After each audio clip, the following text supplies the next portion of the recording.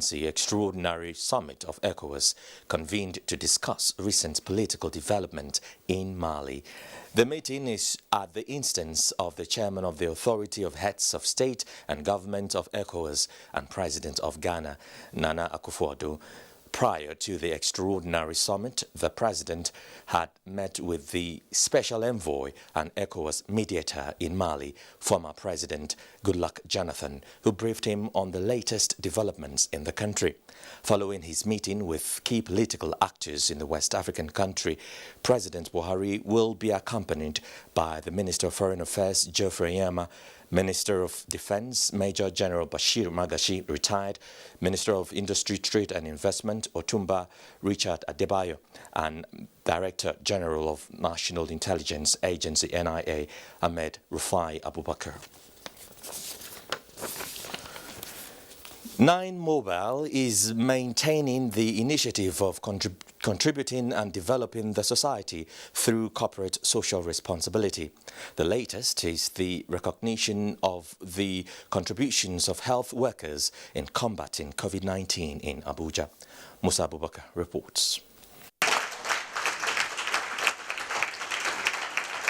It's a deserved recognition for these frontline health workers who have worked continuously at isolation centers to help COVID-19 patients get back on their feet.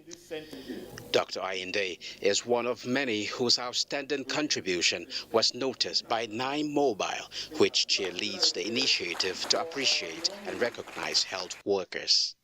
I just felt it's a responsibility of me to volunteer and also to encourage my colleagues to volunteer. Because if you don't volunteer, no one is going to take care of our people. And we may have our relatives, our relations, our brothers and sisters, our friends that might be affected. And indeed, we even lost some of our parents of some of our colleagues. They put their lives on the lines, their families missed them, they were here hours on end looking out for the general purpose. So we felt it was important to, to recognize and associate with our health workers. They are really our superheroes. One message from the Honorable Minister of Health, Dr. Osage Hanire, is that the Federal Ministry of Health particularly welcomes this emergence of health workers being identified and recognized for their hard work, for their resilience, for their commitment. This is a big encouragement to all the staff of National Hospital, particularly those who worked at the isolation center during the first wave of COVID-19. Nine Mobile says it is poised to lead any initiative that will encourage and celebrate selfless service in society. In Abuja, I am Musa Abubakar, NTA News. 14 students abducted from Greenfield University in Kaduna have been freed. Public Relations Officer, Kaduna Police Command ASP Muhammad Jaligi confirmed the release. The students were abducted 20th April this year after bandits broke into the university, killing a staff and abducting 20 students and 3 staff members.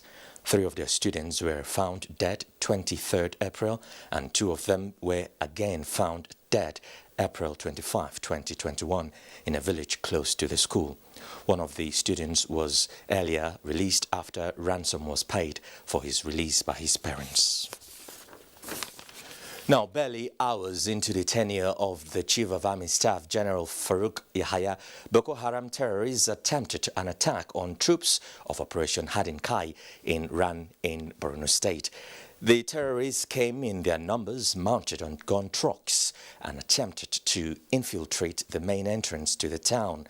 The troops were right on hand to counter their move and inflicted humiliating defeat on the terrorists who abandoned their evil mission and took to their heels. The troops successfully destroyed one of the gun trucks and recovered multiple weapons. Similarly, troops of Sector 2 Operation Hadinkai raided suspected Boko Haram logistics base in Yobe State. Following a sting operation conducted, troops nabbed 2 suspected Boko Haram logistics suppliers and several items recovered. The suspects are in custody for preliminary investigations and would be handed over for prosecution by relevant agencies. Chairman of Economic and Financial Crimes Commission EFCC Abdulrasheed Bawa has told the House of Representatives at her committee investigating the status of recovered looted funds and assets that property seized from former Petroleum Minister Dezeni Madueke was valued at $80 million. The EFCC chairman also said that jewelry seized from Dezeni is worth more than 14 billion naira. All these, he explained, are yet to be disposed of by the commission. Value that we have, yes. No, can you tell us the figure again? 14,460 million. Is it for houses, for cars, or for jewelry? No, for jewelry. Jewelry alone? Yes. 14 billion? Yes. Why does it take so long to turn this asset into cash to fund the budget? The court processes and procedures, is chief among them that requires a very lengthy time of us to dispose onto this. Other issues, administrative exigencies, etc. Concerned that keeping an asset, be it liquid or physical, over a long period of time could affect their value, the committee urged that agencies should endeavour to dispose the assets and transfer amounts accrued from the auction to appropriate accounts of the federal government. Work on the Kaduna standard gauge rail line will commence in July this year. Minister of Transportation Rotimi Amechi disclosed this when he visited Governor Abdullahi Umar Ganduje at the Kano government house. Abdullahi Mustafa has the report. The Transport Minister's visit to Kano was to assess the progress of work on the Kano Inland Dry Port project. Initiated nearly 2 decades ago, the project took off last year with the provision of basic infrastructure by Kano State Government. More than 2 billion naira was expended on the construction of access road, perimeter wall fencing, as well as electricity and water supply to the site. Mr. Rotimi Amechi, who expressed satisfaction with the pace of work, assured the federal government's commitment towards its timely completion and takeoff. During an interaction with Kano State Government officials, Mr. Amechi told Governor Ganduje that work will commence on the Kano-Kaduna standard gauge rail project in July this year. Like you know, we are also linking Kano to Maradi, so you still have the problem. This will be like a hub for the train,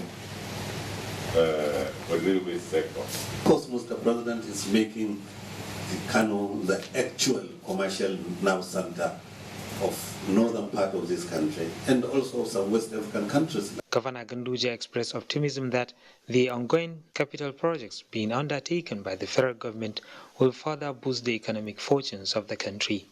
In Kano, Abdullahi Mustafa, NTA News. The National Institute of Marketing of Nigeria says the professional body was able to realize 80% of budgeted revenue in 2020 despite economic shocks caused by COVID-19. This was brought to the fore at its 10th annual general meeting, which produced a new leadership in Lagos. Amakawo reports. Statement to be considered. The annual general meeting of the National Institute of Marketing of Nigeria provides the institute the opportunity to interact with members across the country and make public audited annual reports and accounts for the year 2020 on the review. Records show that the expenditure reduced by 40%, while net surplus increased by 200% in the previous year. The AGM also changed the mantle of leadership and inauguration of council members. Idorenyangi Nang emerged president of the institute, winning 306 votes out of 342 total votes cast. If we unleash the potential and the power of our marketing community, definitely you'll find equity everywhere. For the immediate past president and other members of council, ensuring brand equity remains paramount. Brand equity is the essence of a brand. What does it stand for? So if you talk of NIMN and say, what is it for? What does it mean to the members? The members are proud that it has the values that they can associate with. To ensure that more females are mentored even from the university, to get to join the institute. We will drive, we ensure that will facilitate the consolidation of the relationship between amongst the industry, the government, and the academy. The National Institute of Marketing of Nigeria was established to ensure practitioners adhere strictly to codes of professional marketing practice in the country. In Lagos, Amaka O, NTA News. Former Vice President Atiku Abubakar has inaugurated an overhead bridge in Yola, the Adamawa state capital, the first of its kind in the northeast sub-region. The project, executed by Adamawa state government, is to champion the cause of traffic management system and enhance beautification of the state. Yusuf Jika reports.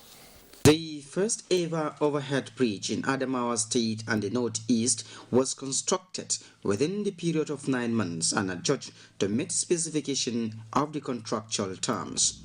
The overhead bridge, aside from beautifying the capital city, will also serve as turning point of attracting more economic fortunes to the state, thereby improve the well-being of the people. Former Vice President Atiku Abubakar, who inaugurated the gigantic project, commended Governor Amadou Morofentry for the feat achieved within the 2 years of his administration. He revealed that Governor Fentry has broken the genes of governance in the state by changing the negative narratives of the critical infrastructures, particularly roads in both the urban and semi-urban centers. Our governor is trailing the pace in clearing the ground for others to emulate.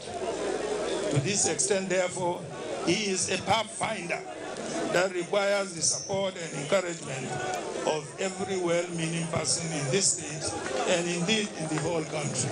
Governor Amadou Morofentry said government is committed to ensuring no one is left behind and nothing is left untouched in the realization of Adamawa of our dreams. This is one of our package for the Adamawa Renewal Campaign. We hope to sustain this campaign at this pace or even at more speed stride. There were words of commendation and encouragement from stakeholders who described Governor Fentry as a man with a vision of transforming the state to greater heights. The overhead bridge was named after late Lamido Adamawa Aliyu Mustafa. In Yola, Yusuf Jika, NTA News. People's Redemption Party says it is committed towards entrenching ideals of justice, equity and fairness to bring about economic development and promote well-being of the Nigerian people. National Chairman of the party, Professor Sule Bello, stated this at the National Delegates Conference in Zaria, Kaduna State. Delegates at the just concluded National Convention of the People's Redemption Party rose from their meeting in Zaria, adopting decisions to strengthen the party through greater unity among members in states, local governments, and ward levels. This is our concern. How is this country going to be salvaged? How is it going to be built? How are our people going to live in peace? How are people going to have justice? It is not to make noise, it is not to eat, it is not to drink, but to learn something that will make us leave our footsteps in the sands of time. It is my belief that the People's Redemption Party, as an ideologically oriented political party that is guided by a commitment and dedication to the emancipation of the poor people of this country from the cobweb of exploitation and oppression.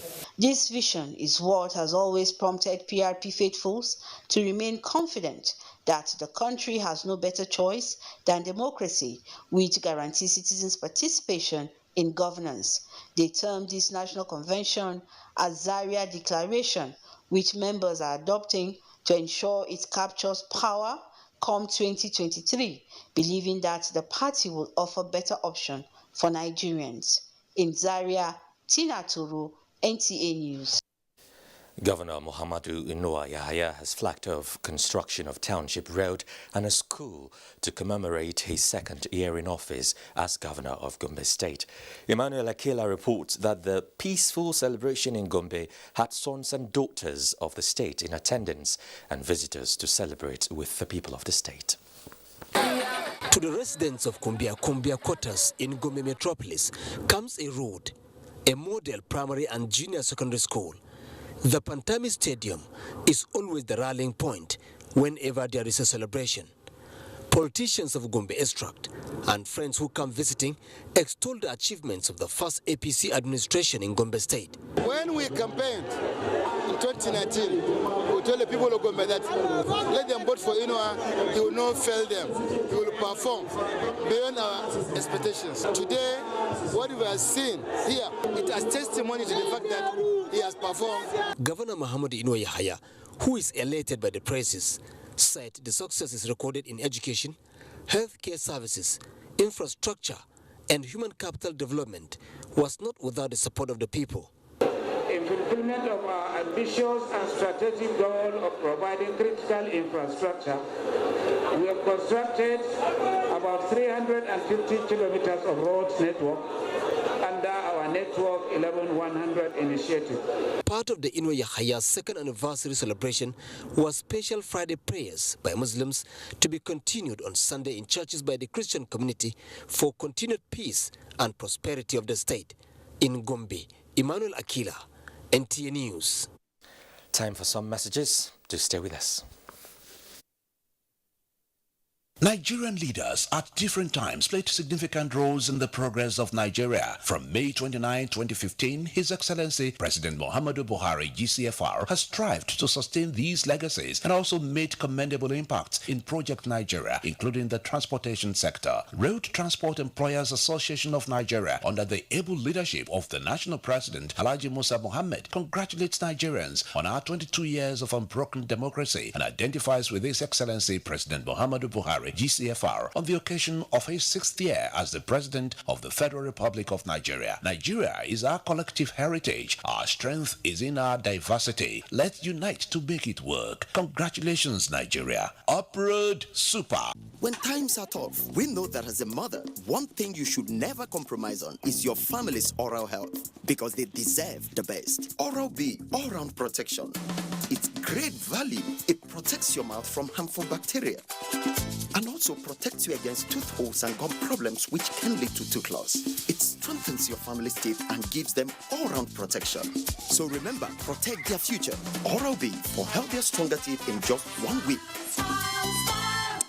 The House of Representatives Special Committee on the Review of the Constitution is inviting stakeholders from across the 6 geopolitical zones to its public hearing holding at 12 centers from 1st to 4th of June 2021. For more details, check weekend publications of The Sun, Daily Trust, and The Nation newspapers. Announcer Ahmed Idris Wase, Deputy Speaker and Chairman of the Constitution Review Committee. Center for Ethical Rebirth Among Nigerian Youth, Sereni, announces the 2021 National Youth Conference on Drug Abuse. Theme: recognizing the nexus between drug abuse and insecurity and the need for urgent collaboration between the youth and government in the task of securing the nation. Date: June 22, 2021. Venue: International Conference Center, Abuja. Time: 9 a.m. prompt. Conference Chairman: Retired Major General IBM Haruna. Speakers: Retired Brigadier General Mohammed Marwa. Executive Chairman NDLEA, Mr. Olive Stupi, Country Representative, United Nations Office on Drugs and Crime, Mr. Abe Tako, India High Commissioner to Nigeria, and Professor Udenta Odenta, renowned author. Signed, Chuks Akamado, President, Serani, supported by Nigerian Television Authority, NTA. Nigerian youths are about the greatest assets the country has at the moment. It is therefore not surprising that the administration of President Muhammadu Buhari is strategically responding to the yearnings of the youth through multiple projects and programs. Youth entrepreneurship support years by Bank of Industry, the Youth Investment Fund by the CBN, and several other conditional cash transfer programs. Recruitment of 774,000 social workers, majority of whom are youth. scholarships, and so many other projects that are beneficial to youths directly or indirectly. If the administration can do all this, definitely with a degree of patience and time, it can achieve more. Nigerian youths must come together to say no to terrorism, no to vandalism, and no to all disruptive tendencies. Hashtag Youth for Greater Nigeria. Pacifying the youths, unifying the nation. Revision classes on television for students in secondary schools in English and mathematics will commence on the NTA. The revision classes will transmit Mondays to Fridays from 5 p.m. to 5:30 p.m. on the network service of the NTA. This is organized in preparation for the various national examinations and orders. This is brought to you by the Federal Ministry of Education. His Royal Majesty Major General Felix Mujakberu retired. CFR Emina Orwell 1, the Oroje of Okpe Kingdom, condoles with the Nigerian Army and Air Force at the sudden death of its gallant officers who lost their lives in the line of duty. Lieutenant General Ibrahim Atairu was a personal friend until his demise a few days ago. I rated him as one of the finest officers I ever interfaced with as an army officer. Similarly, Brigadier General G.I. Abdul Kadiri was my ADC for many years when I was in the army. He was a very loyal, dedicated, and efficient officer. I also condole with the wives, children, and families of the 11 fine officers. May the gentle souls of these gallant officers of the Nigerian Armed Forces rest eternally in the bosom of the Lord. Signed, His Royal Majesty Major General F.A. Mujakberu, retired, CFR MNI Orwell 1, the Oroje of Okpe Kingdom, Ororokpe, Delta State. You're still watching NTA Weekend File with me, Joseph Johnson. 22 years of democracy in Nigeria is the longest stay of democracy in the political history of the country. But does this duration reflect the expected maturity? What are some of the memories, the beautiful and of course the sad ones? Mia Ogidi takes us on a journey to yesterday and peeps into the future. And that I will preserve, protect, and defend the Constitution of the Federal Republic of Nigeria. The return of the Constitution. Warm reception from the political class. Flashes of smiles of freedom on the faces of others. That was in 1999. The past. And this is the present. In between the past and the present lies the story of the survival of democracy in Nigeria. Some are stories of how democracy struggled to survive. The death of a sitting president, Umaru Musa Yar'Adua, in 2010, bringing into the picture the doctrine of necessity, was a major point.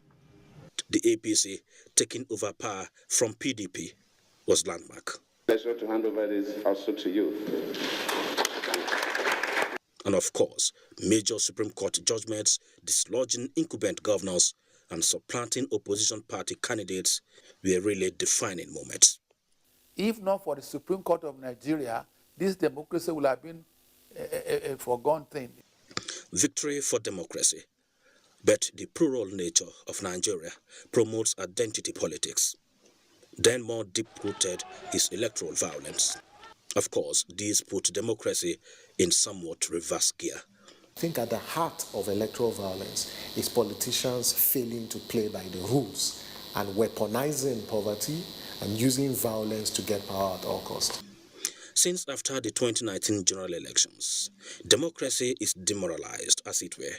INEC, the only midwife and last lifeline of democracy, is under attack from yet-to-be-identified gunmen. Clearly, these are acts of unjustifiable aggression which may undermine the Commission's capacity to organize elections and dent the nation's electoral process. All agents of government who are compelled not only by statutory means to deal with anything that will disrupt what was started in 1999. 2023 general elections are fast approaching. Electoral Act amendment foot dragging. Democracy waiting to grow faster. And the electorate watches helplessly. But believers of democracy waiting at the end of the tunnel, because definitely there must be a light, since there is a country. Mia Ogede, NTA News. In recent years, Lagos has gained international attention, not for its peculiarities, but as a model for effective governance. As Nigeria celebrates 22 years of uninterrupted democracy, correspondent takes a look at some salient factors why Lagos is regarded as a melting point for deepening democratic governance in Nigeria. It has been 22 years since Nigeria returned to democratic rule, and Lagos State has maintained one ideology, the progressives. This practice over the years has paid off based on the immense dividends delivered to the citizenry, hinged on equal and fair participation without ethnic and religious bias. Samuel Egube is from Delta State. He is a typical example of Nigerians who hold appointive and elective positions outside their states of origin. He believes Lagos has driven democratic principles to where competency is placed above sentiment and tribalism. The capacity that you have in Lagos ensures that Lagos continues to prosper ahead, right? Because those who contribute to it are diverse. He is not the first to benefit from the robust participatory system of government instituted by the first governor, Asiwaju Bola Ahmed Tinubu. Venerable Kiri Wakama, Kabiru Ahmed, and Jude Adimogu are other examples. Not in their widest imagination would they have dreamt of making a mark in their chosen endeavors. They all came to Lagos at different times in search of greener pastures. It's probably the only place where non-indigenous will come and claim rights, even more than the indigenous. Lagos probably will boast of the highest non-indigenous landlords than any other city or state in Nigeria for that matter. The issue of ethnicity, instead of it to become a disadvantage to me, rather, Lagos has been able to harness it, I can say it's an advantage to me. And once you are recording success, you become the best friend of Lagosians. Political appointees and in political position in Lagos State, they give you fair deal in the sense that go and participate. If you are popular, he believes in your popularity. Never seen a tribe that is as tolerant as Yorubas, So these are the things that combine together to make Lagos what it is today. They open their doors. Lagos has laid the solid foundation for democracy to thrive at the state level, and it is a practical example of how faithfulness in any relationship can deliver unimaginable gains. This is why the state has enjoyed relative religious tolerance and peaceful coexistence among the citizenry. In Lagos, Adeola Komiakiri, NTA News. All right, let's begin the discussion segment as I have with me in the studio Osereme Osumbo, a professor of law and former governor of Edo State, as he joins me now. Prof, you're welcome to Weekend File. Thank you, it's my pleasure. All right. So insecurity is undoubtedly a threat to democracy blossoming in Nigeria. Let's first of all look at some of the major hitches negating the democratization efforts in Nigeria. Well, as it is now, as of now, even though the governments at various levels, states, federal, perhaps even local government levels, have made some strides in giving the people the dividends of democracy and doing their best to entrench democratic governance within their respective areas of jurisdiction. No matter the amount of success they have achieved, these successes are being negated by insecurity, which you mentioned, to the extent that the problem of insecurity in Nigeria, by all accounts, by the admission of virtually everybody, is the problem of insecurity. Because that impacts on all other aspects of governance. Yes. You may say government has an obligation to provide good roads. But if there are bandits and kidnappers waiting for you on those roads, then you will still not feel safe. Yes. People used to say that hunger is a problem of the people, but you'll be complaining of hunger when you are alive. People cannot go to their farms, and therefore the problem of food shortage is getting worse, it's aggravating. And even the health situation, just name it, economic progress and prosperity of Nigeria is being hampered by this same problem of insecurity. So as I said, no matter the gains and the strides that we have made in the various spheres of governance, unfortunately, the benefits are not being realized because they are being cancelled out by the problems of insecurity. And that means, that has meant that government has had to shift its focus and also resources more than it ordinarily should be to tackling this problem of insecurity. The funds that are diverted towards this problem could have been more judiciously expended in other areas of governance. So, okay. Yeah. But the security agencies have been combating the menace, but how have they fared so far in tackling it, especially with the rising number of cases in recent times?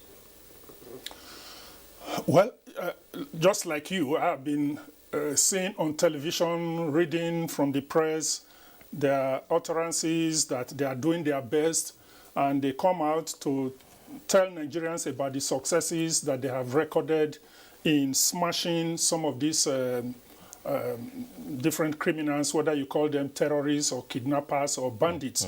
They come out from time to time to address the public.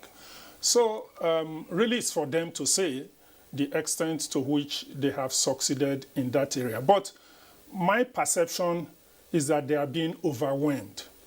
And they are being overwhelmed because of a number of factors. First of all, there is a dwindling revenue base for Nigeria. The earnings from crude oil, which is the mainstay of the economy, is falling. But much more importantly, and this is a point that I make with all due sense of responsibility, which is hardly mentioned as one of the problems confronting Nigeria today, is the problem of population explosion. I dare say we need to bring the problem of population explosion to the front table, to the front burner.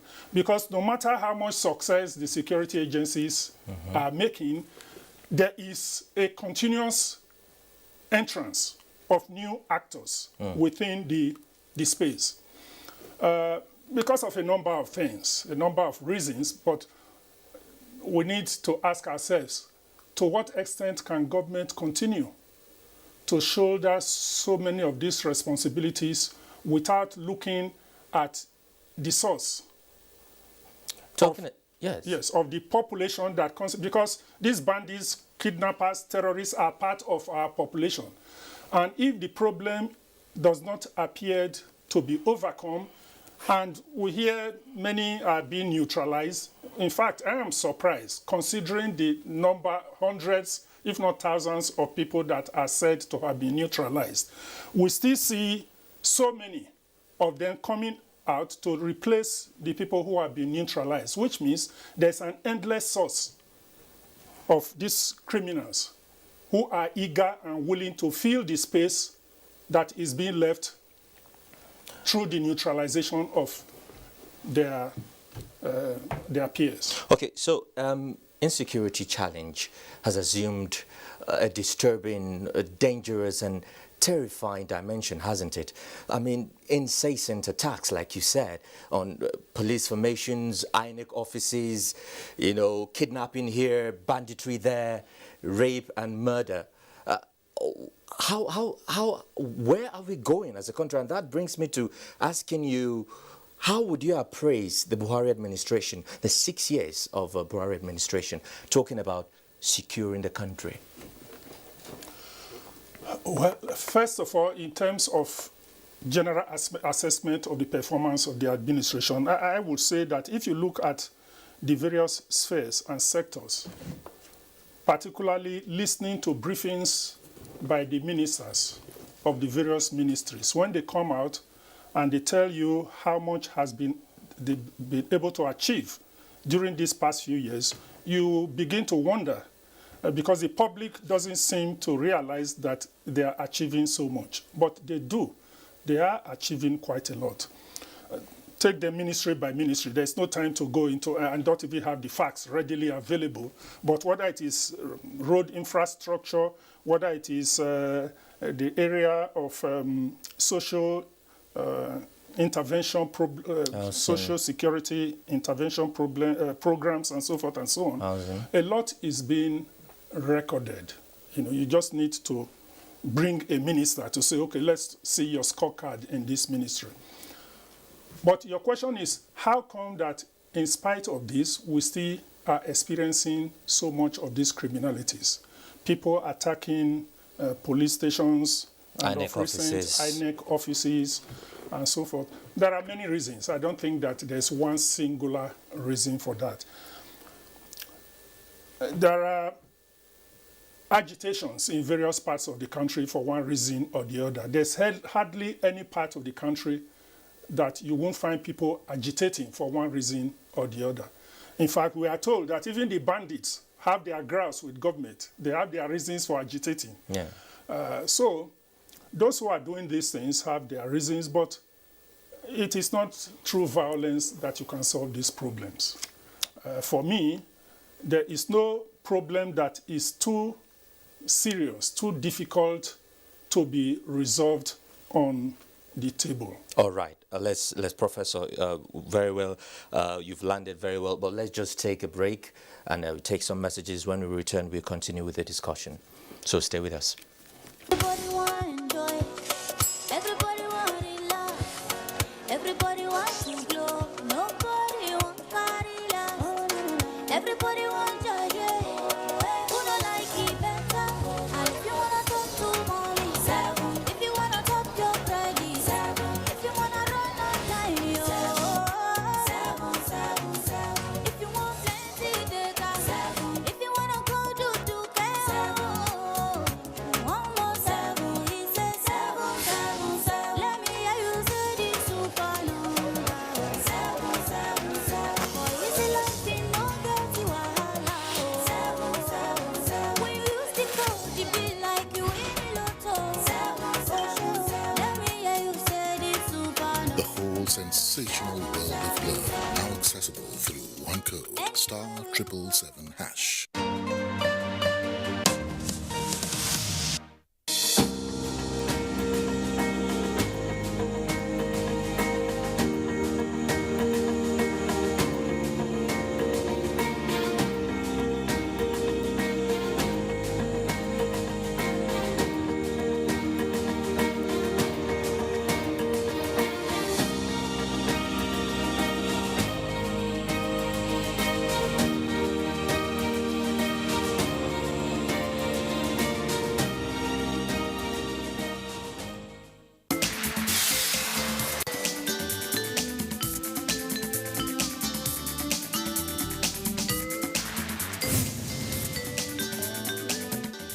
Six years down the line, how has the Buhari administration fared? Governance and development is our focus on NTA Tuesday Live next week. It is going to be analytical, incisive, educative, and expository with those who should know. Tuesday Live, every Tuesday at 10:30 p.m. Join us.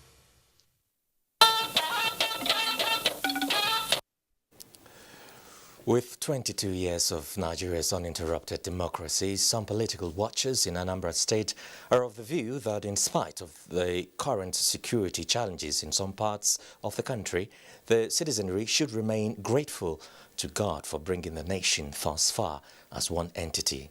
Chinyere Fesio Koye reports. The political and economic watchers who maintain that Rome was not built in a day and that notwithstanding threats of security in recent time, appreciable successes have been recorded in different sectors in the past 22 years. We thank God because we cannot compare this period with a military regime. It can't be compared.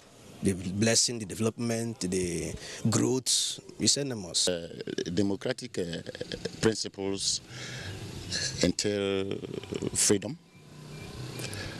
physical development, freedom of the citizens, freedom of the press, autonomy, as the case may be. But you can see that with respect to Nigeria, as a matter of fact, Nigeria has not been able to realize or achieve some of these democratic principles or dispensations, as the case may be. In all honesty, we have all enjoyed democracy to an extent, but there are still some aspects that we are lacking. Reiterating the need for governments and leaders at various levels to brace up to security and economic challenges that have subjected the citizenry to untold hardship, the academics speak on what is expected of the citizenry to complement the efforts of the government to make life more meaningful. In a little corner, we should at least do what we think we could do to help the nation. First of all, our conscience. It will be recalled that the 22 years of uninterrupted democracy in Nigeria began on May 29, 2009 in Awka, Chinyere Fesi Okoye, NTA News.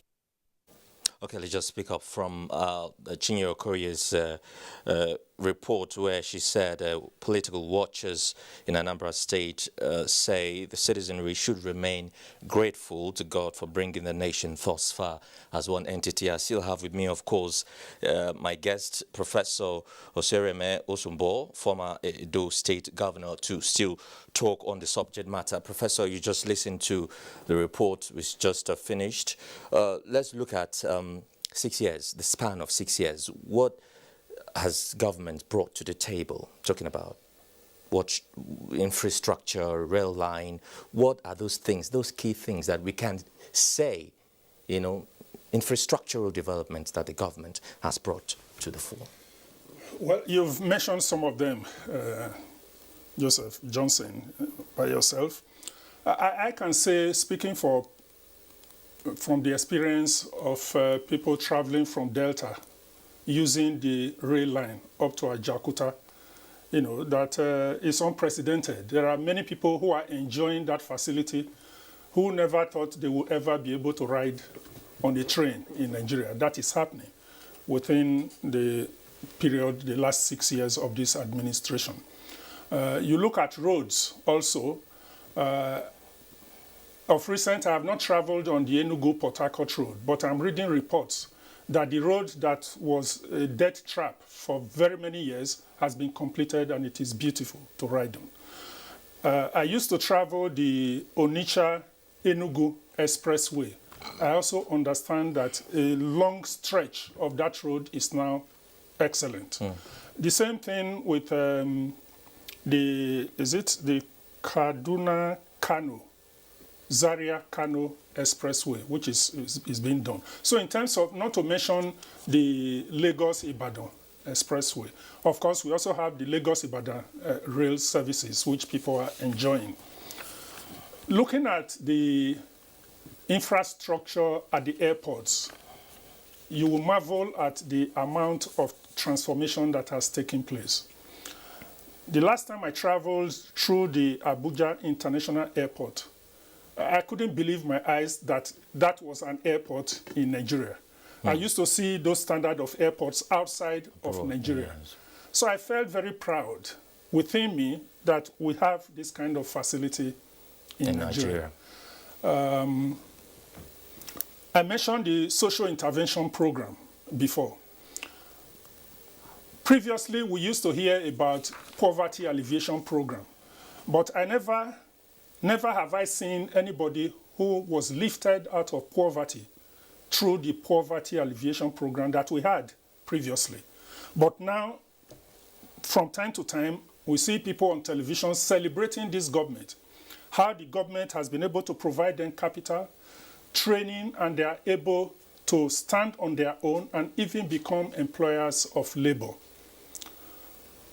And so many other sectors, you can find that successes are being recorded. Okay, Professor, just your last thought, because you're rounding off now. Okay. What are your final thoughts regarding, moving forward? Well, moving forward, let me just mention that I stopped at the point of talking about negotiation. In a demo, you need to talk. But I want to qualify that by saying that you don't talk, government will not talk under duress.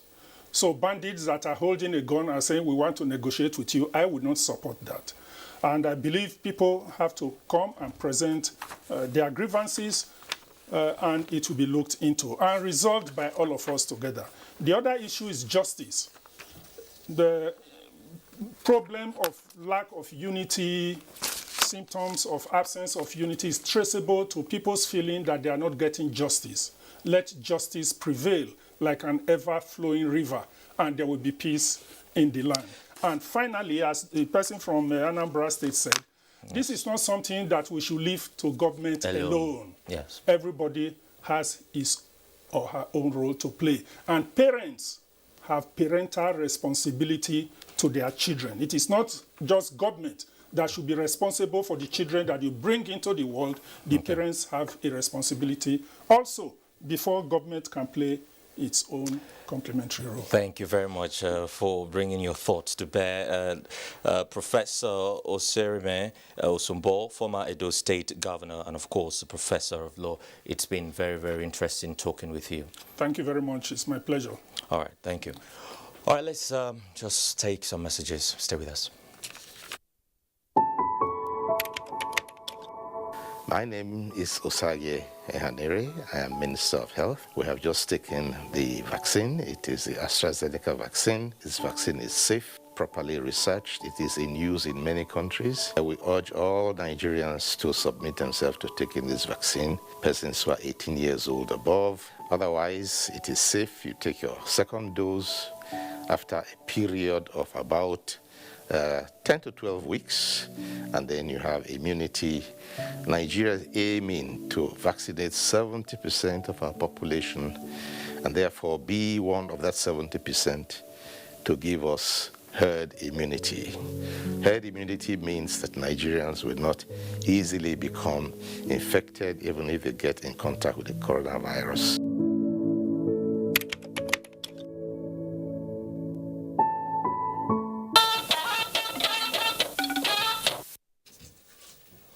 Let's bring